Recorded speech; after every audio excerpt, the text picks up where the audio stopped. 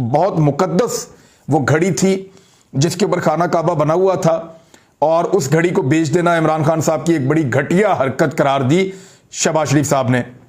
अब जरा मैं आपको तस्वीरें दिखा देता हूं। सऊदी अरब का नोट, ये 50 रुपए का नोट है सऊदी अरब का, और इसके ऊपर बैतुल मक़दस की तस्वीर बनी हुई है, मुसलमानों का किबलतुल अव्वल।